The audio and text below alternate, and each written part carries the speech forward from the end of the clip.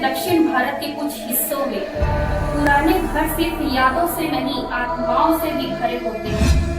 साल 1998 को सुब्रमण्यम और उसकी पत्नी लक्ष्मी ने गांव के बाहर एक घर खरीदा। गांव वाले कहते थे रात में इस घर में दिया मत जलाना,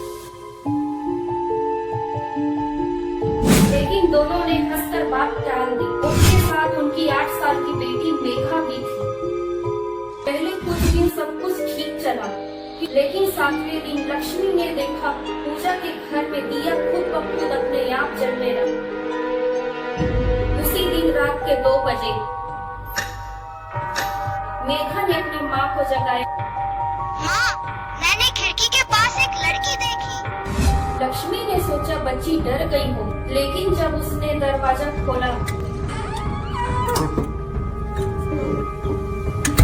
दीवार पर एक औरत की परछाई थी। लंबी चोटी, सफेद साड़ी और उसके पैर जमीन को छू नहीं रहे थे। अगले दिन पंडित को बुलाया। उसने कहा घर में एक अधूरी आत्मा है। इस घर में एक अधूरी आत्मा है जो अपनी इच्छा पूरी न होने पर आप सबको मार डालेगी। जो किसी व्रत के अधूरे रहने से बंधी हुई।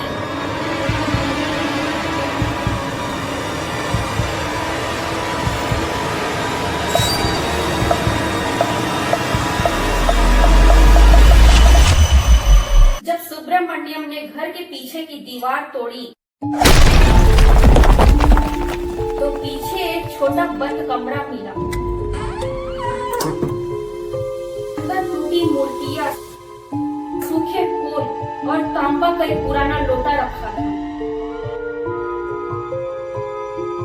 उसी रात सुब्रमण्यम का बर्ताव बदल गया। वह अकेले में किसी से बात करता था और कहता था वो मुझे बुला रही है।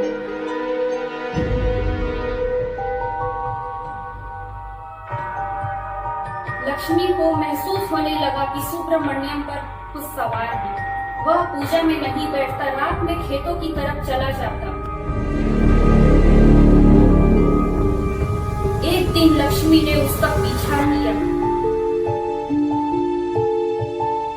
उसने देखा कि सुब्रमण्यम पुराने कुएं के पास किसी अदृश्य औरत से बात कर रहा था।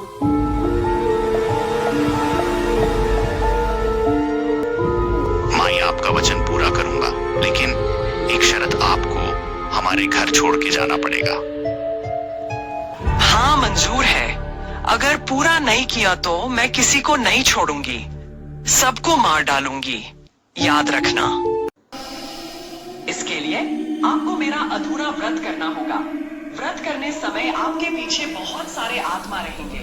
आप व्रत में कुछ गलत करेंगे तो आपकी मृत्यु हो जाएगी। मैं क्या करूं? समझ नहीं हो रहा है। व्रत में अगर मैं मर जाऊंगा तो मेरा परिवार क्या हो जाएगा? नहीं करूंगा तो आत्मा ने मुझे मार देगी। क्या करूं भगवान? कुछ भी हो जाए मैं व्रत करूंगा। मुझे आज रात अपनी पत्नी को इसके बारे में बताना। मुझे समझ नहीं आ रहा कि यहाँ क्या हो रहा।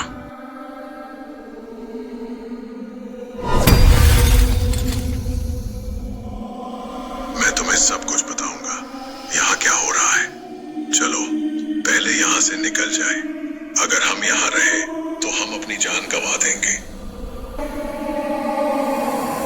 ये सारी बातें अपनी पत्नी को बताया, फिर व्रत को पूरा किया।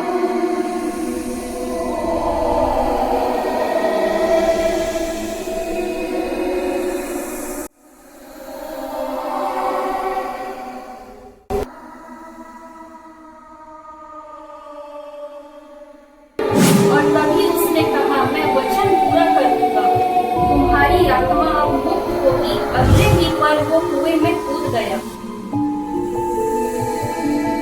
गांव वालों ने लाश निकाला। मैं तुम्हारा व्रत पूरा किया, अब आप घर छोड़कर जा सकते और मुझे मेरा शरीर वापस करो।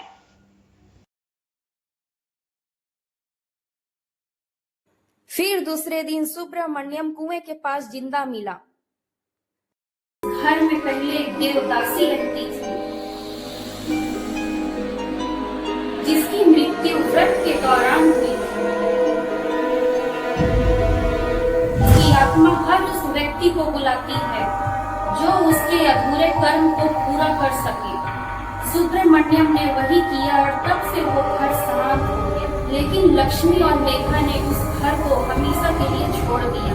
आज भी गांव के लोग कहते हैं, रात में वहां से गुजरना पड़े तो नाम लेकर मत पुकारना।